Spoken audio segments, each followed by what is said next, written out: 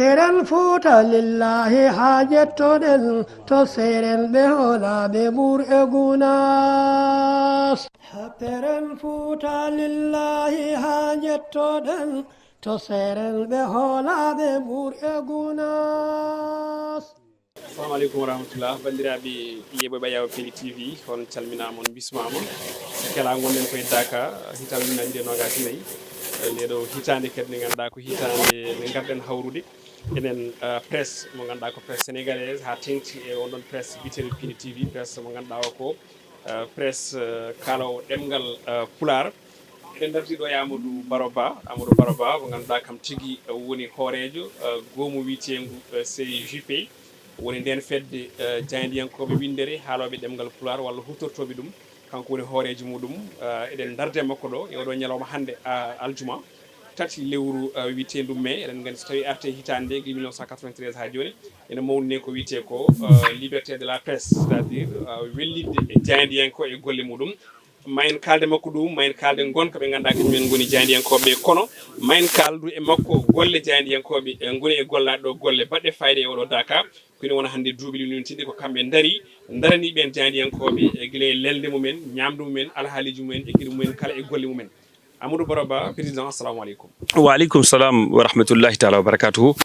Amadou Moussa Seydi Anne mi salminima mi juurimama mi salmini technicien ji ɗi mi salmini dendagal hohoɓe Pindi TV ardiɓe ɗum gila Dakar ha yettade ɗo mi yetti on kadi e garal mon e Dakar e golle baɗɗe fayida ɗe gonɗon e wadde kala saaha e karalagal ngal gaddorɗon kono kadi e yankinare nde e dendagal ko ganduɗa oɗon goni e wadde ɗum oɗo saaha en jetti en jarni foofen. A jarama président eɗen kuufinamde jonɗe ko adi foof bin mbiyatama ko oɗo ñalawma so tawi heedi e nder leydi Sénégal a tawama ɗum holno ɗum wayata e ma ko adi foof ñalawma tati lewru men ko yettude Allah ko adi foof oɗo ñalawma ko ñalawma no mbiɗa ni mo ganduɗa fedde gotago windere aduna ɗum woni ONU les Nations Unies ɓe ƴettani ɗum jayndiyankoɓe kala ko fewti e ko wiyete ko liberté de la presse woni ndimaku konngol jayndiyankoɓe beele ɓe mbawa wadde golle mabɓe wadde kala nde oɗo ñalawma arti enen wonante en ko weltare ɗo gonɗen jayndiyankoɓe ɗo ɗo golleten e fannu médiaji ko nandi e muɗum en mbawa wadde so wona yettirde ɗum Allah eɗen ñaagui noon kala ko waɗete e ñalawma yo taw ko ɓuural kala kadi ko waɗete ko mawninte nde ɗo ñalande ɓeydo yarude yeeso beele enen jayndiyankoɓe golle men ana ndewa lawol. oɗo saaha kala mo haali haala Dakar ke wono duuɓi limlimtinɗi onon witeɓe COD to ganduɗa ni d'abord joguiɗo konngol nden ɗon fedde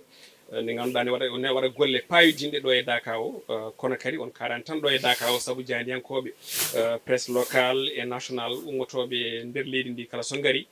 koɗo mbalata koɗo ñallata koɗo mbaɗata alhaali mumen kala sen mbi alhaali ɗi noon ko ñamde yarde nde ko onon jogui ɗum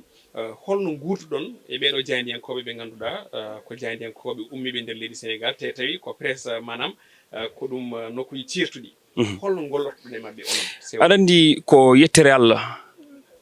kono ceerno men ceerno Allah Jamma Tidiani Ba yo Allah junnu gurdam makko hokkamo cellal hokka en cellal enen e junna gurdam men no heewi wiide ni Dakar ko lunde alliyankore nde ceerno Alhaji Mouhammad Saïd radiyallahu taala anhu sosi e hitande 1942 nde ɗo lunde ko moƴƴere Allah nde sosira dewal Allah e jokkere endam wadde kala garɗo ɗo ala ko mbawɗa wadde so wona wadde feere ha arɓe ɓe gona e condition ngaji rewde Allah subhanahu wa taala ko ɗum woni d'abord la première des choses e kadi no France wiyete ni c'est toujours un très grand plaisir jaɓɓade ɗo yimɓe ɓe minen cadre d'échange et d'organisation des disciples ceerno Alhaji Mouhammad Saïd radiyallahu taala anhu ko fedde 60 e 2020 e gardogol biyeteɗo Mouhammad Siraji Agne e yamirore ceerno e duwaw makko jinnaɓe amen hewɓe e wonɓe nde ɗo fedde ko wiyete ko ɓesgu dental ko noon fedde nde ɓuura andirede ma taw jinnaɓe amen gonduno e ceerno Alhaji Mouhammad Saïd radiyallahu taala anhu min sa ƴeewi jinnaɗam e yeru tan guila 1968 omo wondi e ceerno hande ceerno ittimo ɗo e wuuro teddugo nayimo Dakar ko ɗum hettinoyimo toon o watti liggoyade to aéroport donc ɗum ko yeru woɓɓe kadi ko noon mbadano e ceerno ɓen nde ɓe goni e ɗen golle ɓe goni e gollande ceerno Alhaji Mouhammad Saydou so tawi ceerno ari Dakar ɓe jaɓɓomo ɗo bobɗo ɓe gonda e makko ɓe jiwda e makko kala ko woni dewal Allah kala ko woni dewal nelaɗo sallallahu alaihi wasallam e jokkere endam e lawol Cheikhna Ahmad Tidiane ɓe goni ɗum ɗon wadde somin jibinama e ɗum min mbawa wadde goɗɗum so wona wadde ni nde ɗo fedde noon woodi no duuɓi e kitale ko ɓendi kono wona ni nde wiyeteno ko nde min jotti min ƴeewi min tawi ceerno men halifa men omo jogo hoɓɓe mawɓe ɓe ngannduɗaa so ɓe ngari neɗɗo fof eno Allah teddiniri ɗum ko wonanimi ko wonanaani goɗɗo so ɓe ngari ala kulli haalin ɓe teddine koye ɗum waɗi min mbaɗi fedde nde gila no mbiɗa ni duuɓi 4 hikka kala nde min ngari ko ɗo min gonata min jaɓɓo hoɗɓe ɓe min jaɓɓo sérifaɓe immotoɓe leyɗele arab min jaɓɓo hoɗɓe laamu ɓe ngannduɗaa ɓe ngari ko tawtorede Daka o min teddina ɓe teddodiren enen fof jahodiren gandodiren te mi sikko ɗum ɗon woni Daka. Wele fedde nde so tawi heeɗima haalama no moƴƴi wadde jaɓɓade ɓe jahandiyankoɓe koko tawti normalement elle mataw en jogui konde en jogui fondement mon jogui jaɓɓade hoɓɓe mawɓe no mbiɗa joni sérifaɓe ummotoɓe partout to banggue Maghreb est ce que jaɓɓade ɓe jahandiyankoɓe jeeya koye manam jeeya koye gueɗe tawtude walla aɗa andi tawtani ko hen tawa jahandiyankoɓe ko yimɓe mawɓe jahandiyankoɓe ko golle mumen ɗeɓe mbaɗata ɗe ko ɗum saabi e hunde fof na yeeɓe banggueji ɗi ana nane banggueji ɗi so tawi en ƴewtidima jahandiyankoɓe ana garatno adan kono ɓe kewano soɓe garino kadi ɗo Daka ceerno woni ɗo ko ɗon machine aji gonanɗo ko ɗon jahandiyankoɓe gonan kono oɗo innovation ko sewode addi ɗum wonande min déjà comme journaliste gueɗel ɗiɗaɓel ngel kadi ko min jogui konngol ngol min jogui communication wadde so tawi jahandiyankoɓe ana ƴettane gueɗal mi wawa wasde ƴettude gueɗal e on fannu ɗum waɗi min pelliti hitande fof so Allah jaaɓi mamin jaɓɓol les journalistes par ce que miɗen gandi golle mabɓe ɗeɓe mbaɗata ɗe kadi ɓe gimmoto koye nokkuji goɗɗuɗi waɗi immotoɓe ha caggal leydi Guinée immotoɓe Mauritanie jahandiyankoɓe e nder leydi Sénégal soɓe gari eɓe kaani teddinede par ce que so tawi en ƴewtidima kala ɗo jahandiyanko wawi yaade koko teddinte saabu gollal mum wadde fayida saktude kabaruji andina ɗum million ngaji yimɓe gonɓe e nder adunaru ndu donc ɗum ko hunde wande fayida ɗum waɗi minenne ngal ɓe garani tawtere kono ko hen ɓe jeeya e ɓen yimɓe mawɓe ɓe kalanmi e ɓen teddinteɓe ɓe kalanmi ko hen jahandiyankoɓe jeeya ɗo jahandiyanko wawi immorade e radio mo wawi wonde foof e télé mo wawi wonde foof so yettima ɗo e nde ɗo nokkure nde ganduɗa ko nokku sewode ko teddinteɗo no mawɓe ɓe teddinirte fof kala ɗo lelateɓe leloto kala ko ñameteɓe ñamat kala ko yareteɓe jarat saabu ko ɗum woni golle amen minen koye ɗum ɗon min pawi wadde jahandiyankoɓe ko hen tawa gartene ñalawmo 3 lewru mai o kalen en mbawi kuftodinde oɗo dumon ene teska gollorɗe ɗe woni caktirɗe radio ji ɗi télévision ngaji ɗi sa ƴeewi golloɓe hen ɓe wiyeteɓe sukaɓe les jeunes reporters ene jogui hen caɗele saabu sa daari golle ɗe jomumen ngala hen ko wiyete CDI woni contrat duré on ɗon mo ganduɗa o ko contrat timmuɗo jiɗɗen wiide goɗɗum ɗum ko jomumen elle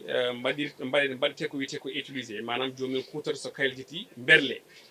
onon ɗo hankkadi mi noddata en tant que président CIJP holno mbawɗa jangguirde oɗo fannu beele won darde mo pelle mawɗe poti hen wadde so tawi darde ne woodi ko holno nde foti wadde aha kay ana foti wonde jahandiyankoɓe ana poti daranede woni noon jahandiyanke parce que le nouveau code de la presse wi ko journaliste et technicien de l'audiovisuel ou technicien de la presse woni c'est à dire caméraman o preneur de son et journaliste o ko ɗum ɗon ɓe ndendini ɓe mbi ko oɗo woni un professionnel de média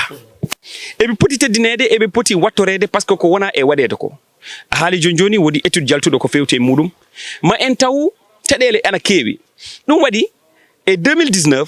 nde miijo aranomi wadde fedde nde woni CJP fandare nde wonno ko wadde feere ha jahandiyankoɓe ɓeydo heblede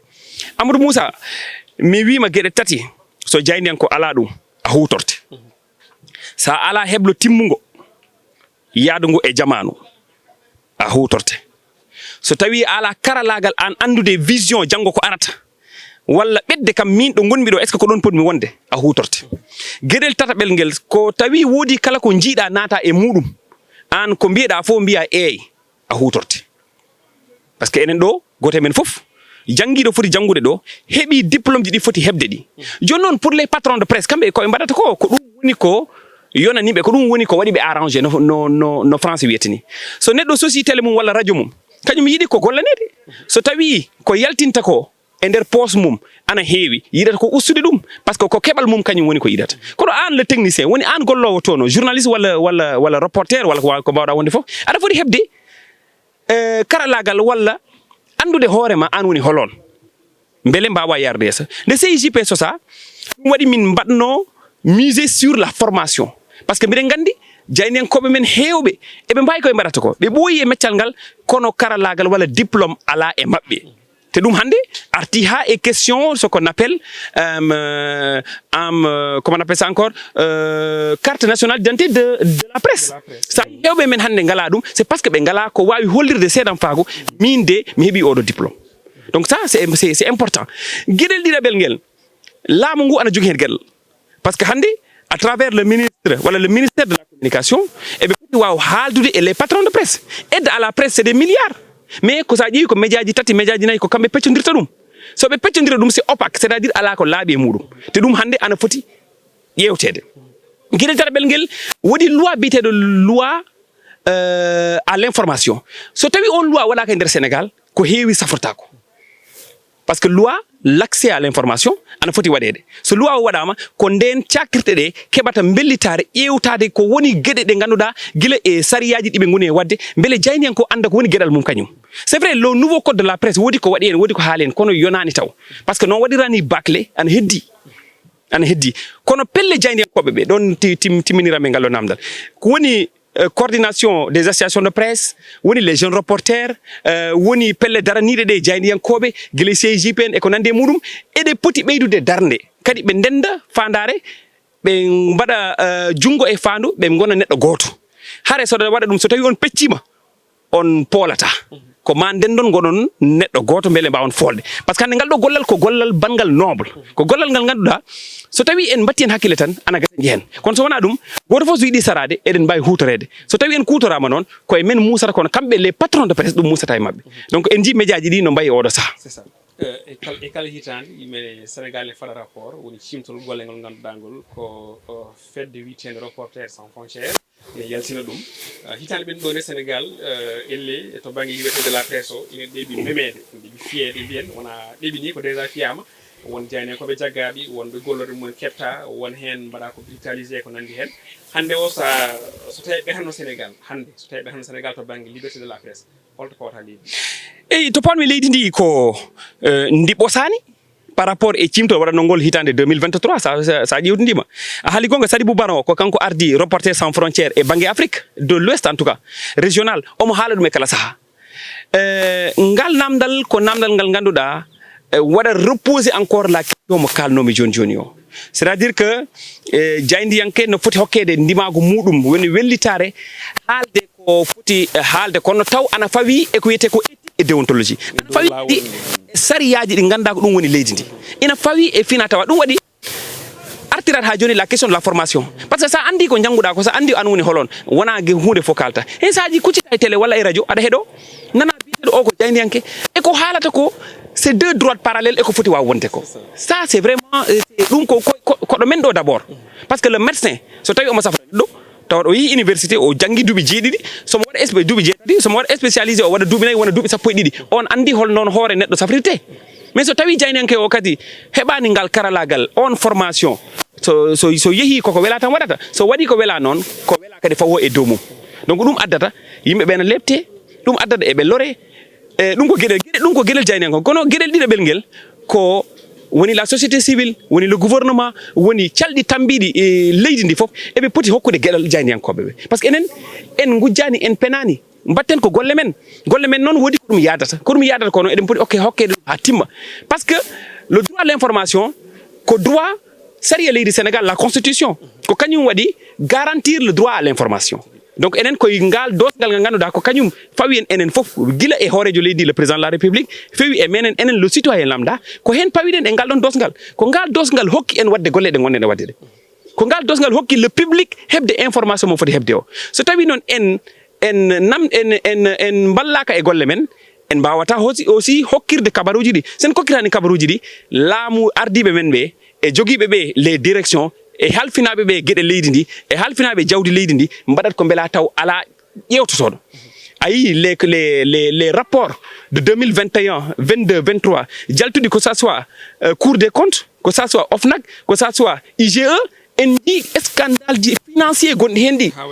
te ɗum hande so tawi koye jayndeji ko leydi ndi ganduɗa jeynen kagal ne rewi lawol gonnoɗen yarata ni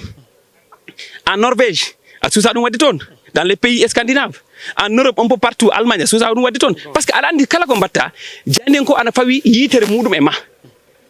kadi ala heeɗam mi yaltina ko pour mi yaltinde ko kono ɗo dans notre pays de manière générale en Afrique hikka kam par rapport e ko jiiɗen ko en ɓosani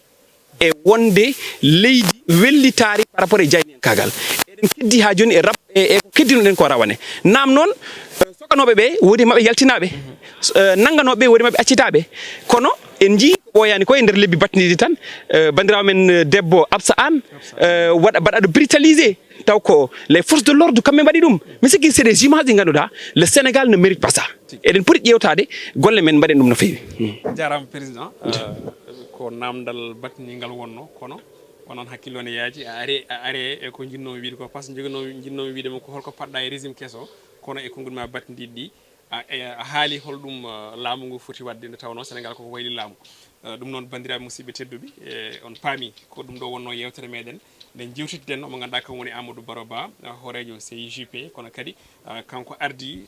kanko jogui konngol ɓeɗo wiyeteɓe COD mi dokkuma konngol mbaynoɗa bandiraɓe yeɓoɓe Pindi TV. Amadou a jarama tokara mi yettima no fewi an kalowo so tawi wo CJP woodi ko waɗi jungo ma nan hen vraiment ko golle baɗɗe fayida gonɗa e wadde woni to télé to woni ɗo mbawɗa wonde foof kadi ka modèle hande e golle ɗe gonɗen e wadde ɗe suka jaltuɗo formation joni walla garɗo e radio walla e télé walla e site internet on foti ƴettude yeeru e ma par ce que il y a ce qu'on appelle des qualités journalistiques ana jeeya e ɗin qualité ji être humble neɗɗo a yankinto a jippinat hoore ma notre doyen Hammet Amadou Ly hokki en yeru e on fannu beaucoup de mes professeurs gonɗi sesti walla ISIC to ndewmi to ma taw ko ɗum woni koɓe janguintuma ɓe mbiyanma ko ya jippin hoore ma ɓe mbiyanma ko ngal ɗo gollal aɗa wawi immade palais de la république joni janoya Mbabas waɗata ɗum ko ɓornugal ngal sa ɓornima costume a naati nder palais de la république aɗa wawi ɓornitade joni joni pantalon et chemise mbiyeɗa ariya mbaɗa reportage Mbabas wadde enen ala ɗo en natta ala ɓen jiyata ala ɓen kawrata kono so tawi ɗum foof wadde noon aɗa waɗi humble aɗa jippini hoore ma aɗa yankini aɗa wawi yarde golle aɗa wawi yarinde golle ɗe yeeso gueɗel ɗiɗaɓel ngel ɗo gaynirami ɗo ko yettude dendagal jaydiyankoɓe hikka en jii noɓe darori e Daka wona ñalawma goto wona ñalawma ɗiɗi wona jamma goto ko jammaji 9 ñalawmaji 10 ko ɗum ceerno Alaji Mamadou Saydou wi de 1942 jusqu'à maintenant ça fait ala ko jiiɗen hen so wona ɓuural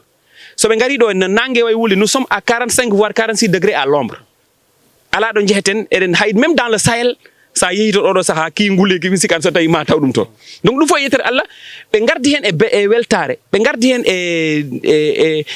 yidde arde wadde couvrir ɗiɗo événement pourtant yo auditeur ji mabɓe auditrice téléspectatrice yeeb walla nan walla yi ko waɗete ɗo ko et ça je pense que c'est important donc c'est l'occasion pour vous féliciter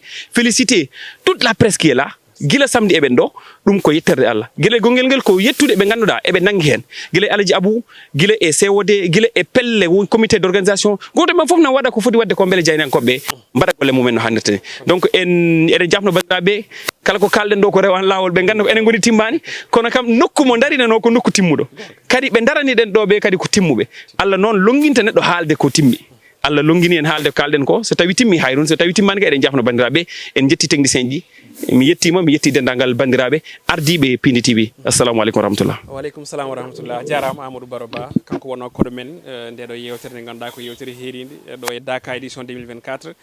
ɗemen moɗon ko saaha goɗɗo so Allahu lamɗo jaaɓi on jarama jokke ɗoftade e hormade programme Pindi TV en jetti aussi olel média Amadou wondude e Djiby Dieng on jarama